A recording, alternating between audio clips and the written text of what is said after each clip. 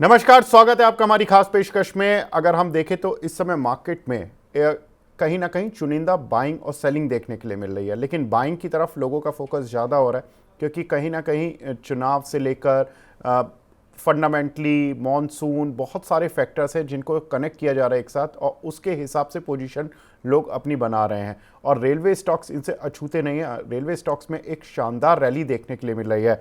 Railway stocks पर अब क्या व्यू रखना चाहिए, किस तरह से इन पर चार्ट पेन आउट हो रहे हैं, हमारे साथ खास मेहमान जुड़ चुके हैं। हमारे साथ शरद मिश्रा .com के प्रमोटर शरद मिश्रा जी जुड़ चुके हैं। Sharad sir, hi, thank you very much sir हमसे जुड़ने के लिए और अपना कीमती समय देने के लिए sir. Thank you, Vivek ji. Thanks for having me on the show.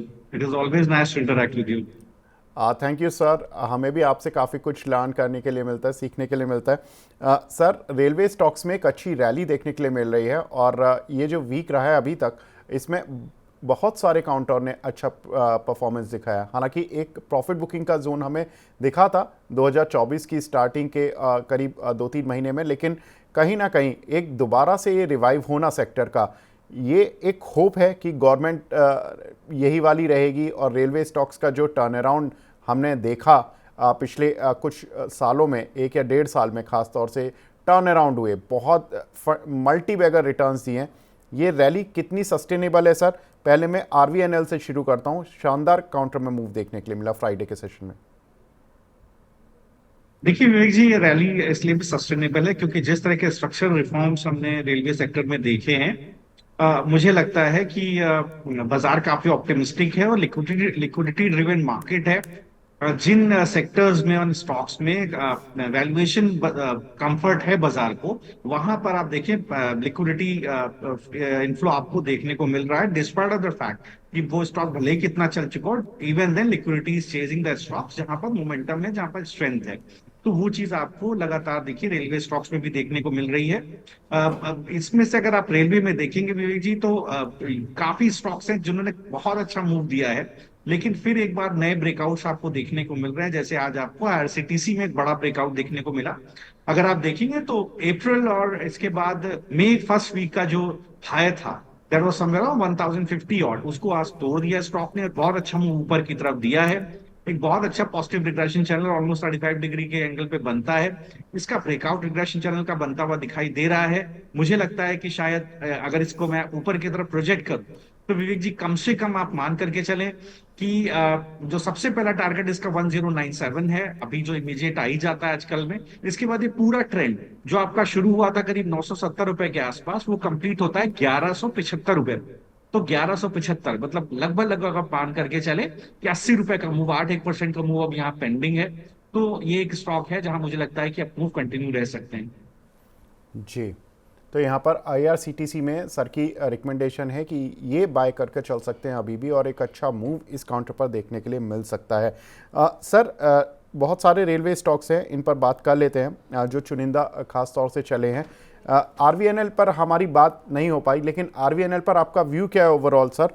क्योंकि इसका जो मैं मूव देख रहा था, इसने जनवरी में एक अच्छा खासा मूव दिया था 345 रुपए के आसपास तक का, और वहाँ से एक तेज सेलिंग देखने के लिए मिली, लेकिन अब दोबारा से रिवाइव हो रहा है, करीब 250 रुपये से 290 रुपये तक की रेंज पर आ चुका है। देखिए विवेक जी, अगर आप आरबीएनएल को देखें तो बहुत अच्छा प्राइस एक्शन है इसके अंदर। एक बार कंसोलिडेशन स्टॉक के अंदर जरूर हमें 260 रुपए के आसपास बेस बनते हुए दिखाई दिया था। जो इसका प्रीवियस बेस है 290 का, मुझे लगता है कि प्रीवियस टॉप है 290 का, जो अप्रैल के लास्ट वीक में बनता हुआ दिखाई दिया था, मुझे लगता है वो बहुत जल्दी ब्रीच हो जाएगा। और ये जो पर्टिकुलर ट्रेंड हमें बनता हुआ दिखाई दिया था करीब 270 रुपए के आसपास से, वो कंप्लीट होता है 302 रुपए पर। तो आप मानकर चले 20-1 रुपए का मूव अभी यहाँ पर पेंडिंग है। तो समवेयर अराउंड 5 से 8% का मूव तो आपको इमीडिएट ही मिल जाता है। तो ये एक मुझे लगता है कि यहाँ पर बिल्कुल अगर कोई है तो बने रहना चाहिए। अपना स्टॉप लॉस 280 रुपए के आसपास रिवाइज कर ले, 302 रुपए तक अगर ये आता है तो वहां पर हो सकता है कि आपको एक बार, अगर आप ट्रेडर हैं तो आप प्रॉफिट बुक करें, लेकिन अगर आप इन्वेस्टर हैं तो बिल्कुल बने रहें, क्योंकि निफ्टी में मुझे बिल्कुल लगता है विवेक जी कि नया ऑल टाइम हाई बनने जा रहा है। अगर इस स्टॉक में पोजिशनरी रुका जाए, करीब 2 क्वार्टर तक का समय दिया जाए कंपनी को, मुझे लगता है 340 रुपए तक के भाव भी विवेक जी इसके अंदर खुलते हुए दिखाई दे सकते हैं। बिल्कुल। तो अगर आप ट्रेडर हैं तो प्रॉफिट बुक करें, लेकिन अगर आप इन्वेस्टर हैं तो इस काउंटर पर रुके रहें, होल्ड करने की राय है। सर, एक काउंटर BEML, यहाँ पर रिजल्ट्स आए थे, रिजल्ट्स आए इसके लास्ट वीकेंड में, और जब मंडे ओपन हुआ ये काउंटर, उस समय मार्केट के सेंटीमेंट बिल्कुल भी फेवरेबल नहीं थे, लेकिन ये काउंटर उसके बावजूद भी गैप अप देने में कामयाब रहा। 3210 पर ये लास्ट फ्राइडे बंद हुआ, और मंडे को जो इसका ओपन हुआ वो 3349 रुपये का हुआ, लेकिन उसके बाद से रुका नहीं, 4000 हो गया। एक वीक में 3200 रुपये से 4000, यानी कि 25% का जंप केवल एक वीक में रिजल्ट्स आने के बाद। ये सस्टेनेबल है, या ये कह सकते हैं कि प्रॉफिट बुक करना चाहिए? विवेक जी देखिए, अगर आप चार्ट्स पर देखेंगे, अपने फंडामेंटल आप कंपनी के बताया, आपने अपने फाइनेंशियल रिपोर्टिंग उसको डिस्कस किया। अगर आप इसका फरवरी का हाई देखेंगे तो दैट वाज समवेयर 4100 के आसपास का था। जो ट्रेंड विवेक जी इसमें शुरू हुआ है करीब 3470, 3470 के आसपास से, वो कंप्लीट होता है 4140। तो मान करके चले कि 2 से 2.5% यहाँ पर अभी ऊपर और है। लेकिन मुझे नहीं लगता विवेक जी की पोजिशनली स्टॉक में कोई गड़बड़ है। मुझे लगता है अगर कोई है तो बिल्कुल बने रहना चाहिए, क्योंकि ये यहाँ पर देखें, मोमेंटम इंडिकेटर्स अभी कहीं भी ओवरबॉट नहीं है। मुझे लगता है 4680 तक का भाव इसके अंदर दिखाई दे सकता है, प्रोवाइडेड ये 4140 के ऊपर सस्टेन करे। तो ट्रेडर्स अपना पहला टारगेट 4140 के आसपास रखें। अगर उसके, और इन्वेस्टर भी इस चीज को ध्यान दें, अगर 4140 के आसपास सेटल हो जाता है तो बिल्कुल यहां से आप मान के चलें कि करीब करीब 4680, 500 रुपए के भाव आप और ऊपर की तरफ खुलते हुए दिखाई देंगे। दैट इज समवेयर डिसेंट 12 से 13% का मूव ऊपर और आपको दिखेगा। तो बिल्कुल मुझे लगता है कि ride the trend till it ends, इस ट्रेंड को छोड़ना नहीं चाहिए, मुझे लगता है बने रहना चाहिए। बिल्कुल, तो बने रहना चाहिए। 4140 और 4680, ये दो लेवल्स सर की तरफ से, जहां पर कि करीब करीब अगर आप 4140 पार करता है तो पहला टारगेट तो यही रहेगा, जो शॉर्ट टर्म ट्रेडर्स हैं या पोजिशनल ट्रेडर्स हैं, अगर ये उसको पार करके रुकता है और सस्टेन करता है तो 4600 की रेंज को भी अप्रोच करेगा, तो करीब आपको वहाँ से भी 500 रुपये का मूव और मिल जाएगा इस काउंटर में। तो 3200 रुपये का शेयर, जो कि रिजल्ट से पहले था, और अब रिजल्ट्स के बाद, रिजल्ट्स अच्छे आए थे नो डाउट, यहाँ से एक अच्छा खासा मूव अभी भी चल रहा है और मोमेंटम जारी रह सकता है। सर, नेक्स्ट काउंटर इरकॉन, यहाँ पर भी काफ़ी कुछ रिपोर्ट्स रही हैं, और इस काउंटर पर भी एक अच्छा सस्टेनेबल मूव देखने के लिए मिला है पिछले कुछ सालों में। अब क्या करना चाहिए सर? देखिए, अगर इस पर्टिकुलर स्टॉक को देखें तो जिस तरह के मूव विवेक जी आ रहे हैं, देखिए जिस तरह का डिस्कशन हम लोग रेलवे स्टॉक्स में कर रहे हैं, फॉर दैट मैटर किसी भी स्टॉक में, किसी कैपिटल गुड्स है, इसके अलावा रेलवेज है या मेटल्स है, देखिए अगर निफ्टी 22,000 के लेवल को सस्टेन करता है, जो कंफर्टेबली कर रहा है, कोई छोटे मोटे डिप्स छोड़ दीजिए 22,800 के आसपास। मुझे मुझे याद पड़ता है शायद किसी और डिस्कशन में विवेक जी मैंने आपको बोला था कि 21,800 का लेवल नहीं ब्रीच होगा।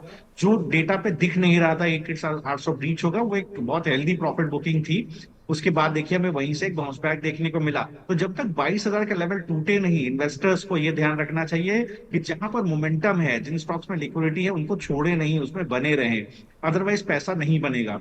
तो देखिए इरकॉन में भी सिमिलर पोजिशनिंग बनी हुई है। मुझे याद पड़ता है पहले भी जी हम लोग कई बार, ये एक दो तीन बार एक स्टॉक डिस्कस कर चुके हैं। इसका जो प्रीवियस हाई है वो जनवरी का लगभग 280 के आसपास का हाई है।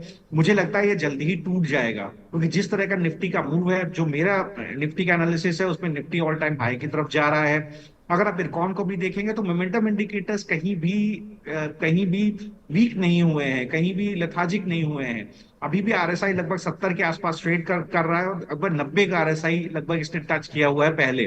तो आप मान के चले सर, इसके अंदर एक बड़ा मूव आएगा 200, जैसे ही 280 को क्रॉस करेगा ये, इसके बाद इसके अंदर कहीं ना कहीं थोड़ा ठहराव आ सकता है, थोड़ा कंसोलिडेशन आ सकता है वहां पर। लेकिन घबराए नहीं, बने रहें, प्रोवाइडेड निफ्टी 22,000 को ना तोड़े। मुझे लगता है पोजिशनली कम से कम 320 रुपए तक के भाव विवेक जी इसमें 1 से 2 क्वार्टर में देखने को मिल सकते हैं।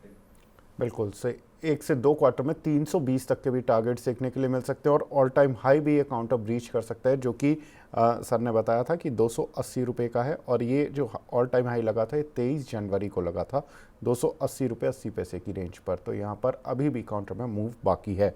नेक्स्ट काउंटर की तरफ बढ़ते हैं सर, कंटेनर कॉर्प। इस काउंटर पर आपका व्यू, एक सरकारी कंपनी, रेलवे की सबसे बड़ी कंपनियों में शुमार, और इस काउंटर पर भी मूव काफ़ी स्मार्ट देखने के लिए मिल रहा है। मैं इसका 10 मई को चार्ट देख रहा हूँ और 10 मई को ये 978 रुपये की रेंज पर था और अब ये आते आते यहाँ पर करीब 1086 रुपये हो चुका है। लगभग 10% ये काउंटर चला है।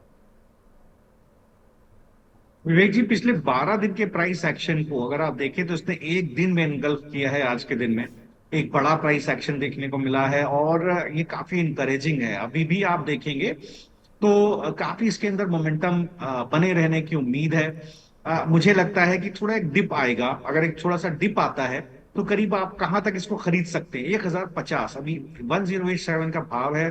1050 तक आप बिल्कुल इसको खरीदें। आप स्टॉप लॉस अपना कहाँ रखें? 970 का स्टॉप लॉस रखें, बने रहें। मुझे नहीं लगता कि इसके पोजीशन छोड़ने की जरूरत है। आपको कम से कम 1160 तक के लेवल तो बिल्कुल देखने को मिलेंगे और कहीं कोई थकान इसमें नहीं दिखती है। 1160 के आसपास आप एक बार इसको देखेंगे कंसोलिडेट होते हुए।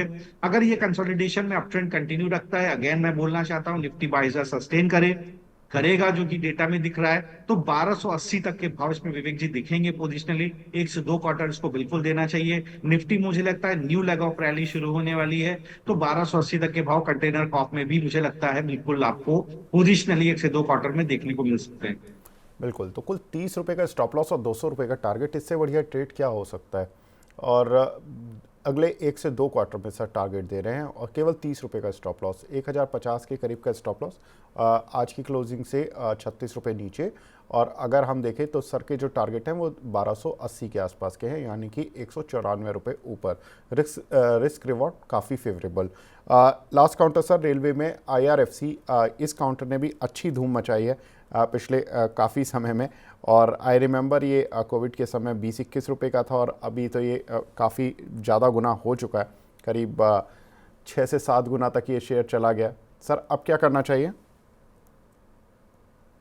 देखिए, अगर आप IRFC को देखें तो यहाँ पर आप इसका जो प्रीवियस हाई था Vivek ji, that was somewhere around January में इसका 192 के आसपास का हाई था। बिल्कुल सर। देखिए, अगर आप रिलेटिवली देखें, दूसरे स्टॉक से कंपैरिजन में देखें, तो यहाँ पर थोड़ा सा मुझे लगता है कि जल्दी स्टॉक के टॉप आउट करने वाला है। टॉप आउट कहाँ कर सकता है? अभी 169 का भाव है, मुझे लगता है 177 जाते जाते स्टॉक कहीं ना कहीं टॉप आउट हो जाएगा, एक प्रॉफिट बुकिंग की संभावना बनेगी। तो जो ट्रेडर्स हैं वो बिल्कुल कहीं ना कहीं 177 के आसपास इसमें प्रॉफिट बुकिंग की कोशिश करें। इसके बाद सेटल करें स्टॉक 177 से 171 के जोन में, तो एक बार दोबारा खरीदने की कोशिश करें। मुझे लगता है अगर उस जोन में सेटल होता है विवेक जी, तब ये ऊपर का ट्रेंड दिखाएगा और वो कहां तक लेकर के जाएगा। मिनिमम 189 तक के लेवल्स में बिल्कुल आते हुए दिखाई दे रहा है, गिवन द फैक्ट इसका जो ऑल टाइम हाई है वो करीब 192 के आसपास है। तो मुझे लगता है काफी काफी यहाँ पर गैप है ऑल टाइम हाई से स्टॉक के आसपास का, 169 से 192 के आसपास का। तो सम अप कर रहा हूं, 177 पे प्रॉफिट बुक करें, 171 से 177 में कंसोलिडेट करें, तभी इसमें दोबारा पोजीशन बनाए 189 के टारगेट के लिए। बिल्कुल। तो 177 पर अपना प्रॉफिट बुक कर लें और फिर उसके बाद वेट करें। अगर ये काउंटर नीचे गिरता है, 171 की रेंज पर रुक जाता है, तो ठीक है, आप ले लें, दोबारा ले सकते हैं। और नहीं रुकता है तो इसको जाने दें, छोड़ दें, इसे भूल जाएं।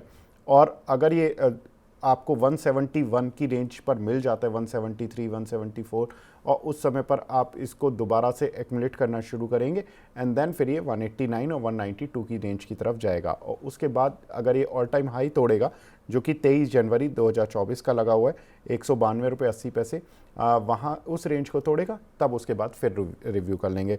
शरद सर, इन सारे स्टॉक्स पर जो बात हुई, आपका कोई डिस्क्लेमर है? जी बिल्कुल विवेक जी, हो सकता है इसमें से कुछ एक स्टॉक्स में मेरे क्लाइंट्स की लॉन्ग टर्म पोजीशंस हो सकती हैं। ओके। और हो सकता है कि कहीं पर कोई एक एफएनओ में स्टॉक हो तो वहां पर भी फ्यूचर एंड ऑप्शन से पोजीशन हो सकती है। बिल्कुल। तो शरद सर, बहुत बहुत शुक्रिया हमसे जुड़ने के लिए सर, और रेलवे स्टॉक्स पर अपना इंपॉर्टेंट व्यू देने के लिए, क्योंकि बहुत सारे इन्वेस्टर्स और ट्रेडर्स हैं जो कि रेलवे स्टॉक्स को काफ़ी लाइक करते हैं क्योंकि उन्होंने पैसा बनाया है। तो बहुत बहुत शुक्रिया सर उनका मार्गदर्शन करने के लिए। Thank you Vivek ji, thank you.